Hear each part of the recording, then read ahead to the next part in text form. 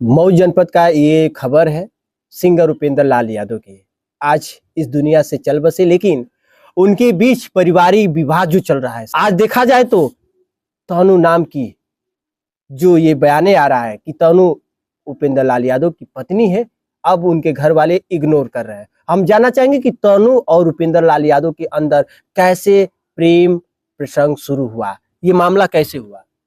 हम लोग शूटिंग में मिले थे, तभी से हम लोग अच्छा। का बातचीत चालू हो गई। तो ये शूटिंग में मिलना, आप तो हमेशा कहीं कार्य करती हैं तो तमाम लोग मिलते हैं, तो कैसे ये हो गया कि उपेंद्र लाल को ही अपना जीवन साथी मान लिया।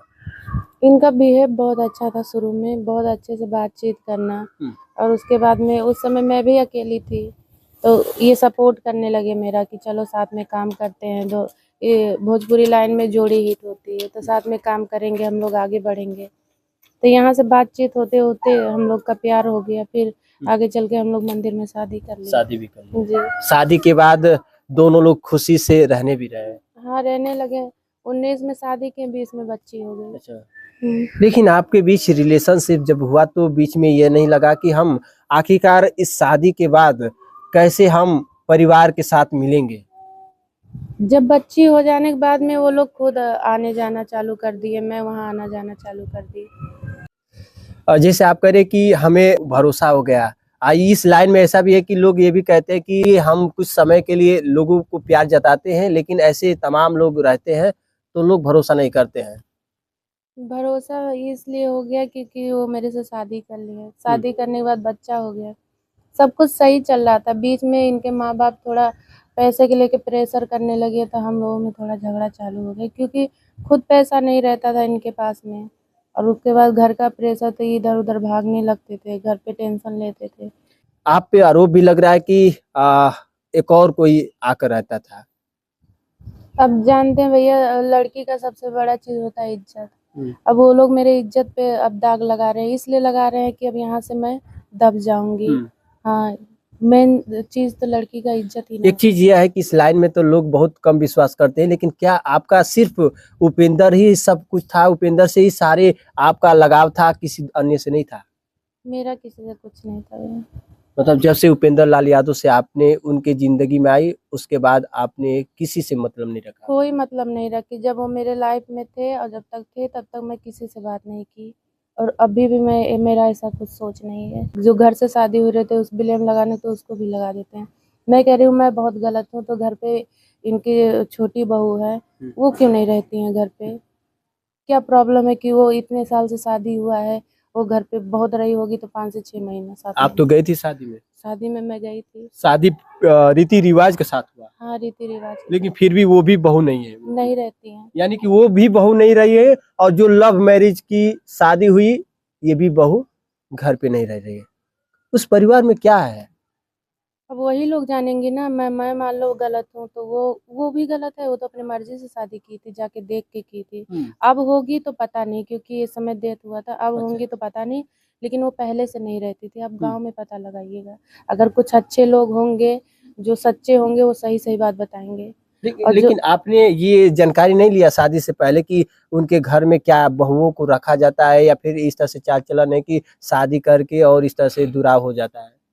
जानते हैं इन लोगों के अंदर इतना है कि उनका लड़का है तो सब कुछ उन्हीं को दे। हाँ, बहू को मत समझे। तो ऐसा कोई भी करेगा तो नहीं रहेगा कोई।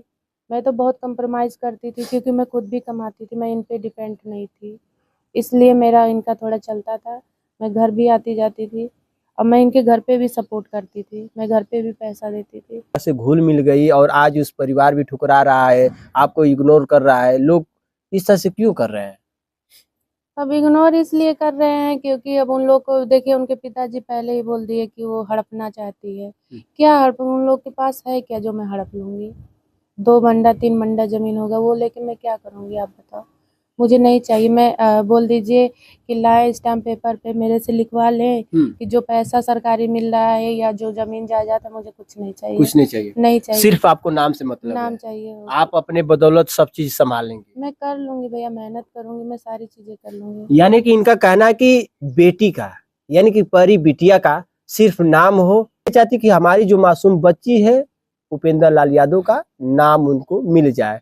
आपको ना धन दौलत ना पैसा आपका चाहिए, सिर्फ उनका नाम चाहिए। बाकी आप कहीं किसी जगह रहे, हम कहीं जी खा लेंगे, क्योंकि इस दुनिया में अब बच्ची आई है तो उसका नाम नहीं रहेगा तो लोग कैसे स्वीकारेंगे, यानी कि उसका पढ़ाई कैसे होगा। अगर किसी क्लास में दाखिला भी लिया जाए तो उसमें जरूर नाम की जरूरत होगी। अगर उस बेटी का अगर शादी किया जाए तो वहां भी पिता का जरूरत पड़ेगा। भरसक पिता इस दुनिया में हो या ना हो, लेकिन पिता का नाम होना चाहिए। इसलिए ये लड़ाई लड़ रही है। वो लोग कैसी माँ है, उनकी माँ और बहन, कि वो माँ का फीलिंग नहीं समझती हैं। बताइए, एक छोटी सी बच्ची का क्या दोष है। बिल्कुल। मैं गलत हूँ, मैं मान लेती हूँ मैं गलत हूँ, मैं बहुत गलत लड़की हूँ, लेकिन बच्ची के लिए तो सोचना चाहिए कि ठीक है, जाने दो, वो बच्ची मेरी नातिन है। उन लोग को ये एक्सेप्ट कर लेना चाहिए। वो नहीं ना उन लोग के साथ कुछ गलत बिहेव की है। अगर मैं कह रही हूँ कि उन लोग को अगर लग रहा है कि मैं गलत की हूँ तो मुझे छोड़ दे। बच्ची को अपनाना चाहिए ना, कहना चाहिए कि हाँ भूपेंद्र की लड़की है। बस मैं यही चाहती हूँ। यही नहीं कि माँ का दर्द माँ भी नहीं समझ रही है। एक माँ का एक दूसरा कोई पीड़ा नहीं समझ रहा है। उस बेटी का क्या कसूर। अब क्या करेंगे जब कोई लोग नहीं इस हालात में समझेंगे, और तेरही जो क्रिया है उसमें क्या करेंगे आप? तेरही में मैं जाऊंगी। अच्छा। हाँ, और अगर ये मेरी बेटी को या फिर अब कोई प्रॉब्लम की कि नहीं वो मेरे कुछ भी नहीं है, तो मैं अब कानून का सहारा लूंगी। दर्शकों से क्या कहेंगी? काफी लोग का ऐसा भी है कि दर्शक उपेंद्र लाल यादव के बीच काफी लगाव भी है, उनसे क्या उम्मीद रखेंगे? मैं उन लोगों से यही उम्मीद रख रही हूँ कि मेरी और मेरी बच्ची को इंसाफ मिलना चाहिए। मेरी बच्ची को उसके पिता का नाम मिलना चाहिए। बस। क्या उस दिन भी आप जा रही हैं और सबसे अपील भी कर रही हैं कि उस दिन सब लोग आए और अब मैं अपनी बेटी के साथ जाऊंगी? मैं अपनी बेटी के साथ जाऊंगी। मुझे आप पे और दर्शकों पे बहुत भरोसा है। आप लोग मेरा सपोर्ट करेंगे तो मैं वहाँ जाऊंगी और सही सलामत वहाँ से आ जाऊंगी। तनु सिंह का आखिरी फैसला और आखिरी लड़ाई उसी दिन तय होगा जिस दिन उपेंद्र लाल यादव की तेरही, यानी कि उस दिन ये मुलाकात करेंगी अपने पति से।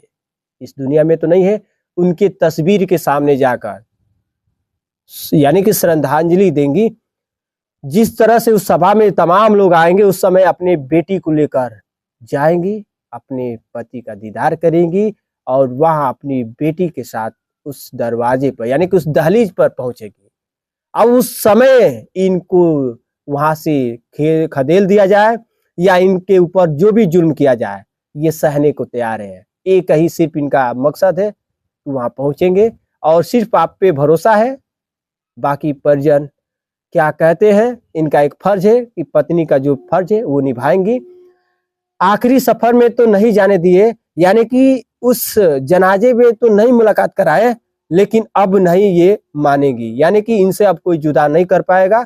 उस तेरही के दिन यानी कि जिस दिन होगा उपेंद्र लाल यादव का क्रियाकर्म लास्ट, उस दिन ये जाकर रहेगी और उसी दिन तय होगा कि घर वाले इन्हें खदेलते हैं या उस दिन स्वीकार करते हैं। ये उन लोग के पास एक अवसर है। अगर खदेलते हैं तो ये कानून का सहारा लेंगी, अगर रखते हैं तो फिर से ये जिंदगी अमन चैन से चल बसेगी। क्या कहेंगी?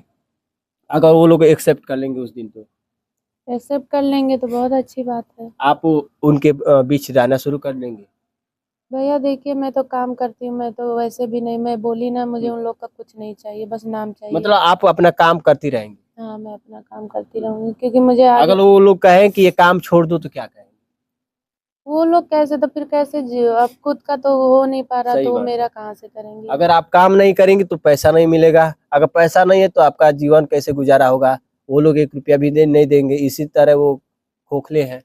हाँ, क्योंकि मुझे अपने बच्चे के लिए कुछ करना है, मेहनत करके बच्ची को पालना है। हाँ। चलिए, फिलहाल आपने देखा ये तस्वीरें भी न्यूज इंडिया पे। इन तस्वीरों को देखकर आपका क्या सुझाव है जरूर बताइएगा। फिलहाल इस वक्त के लिए इतना ही।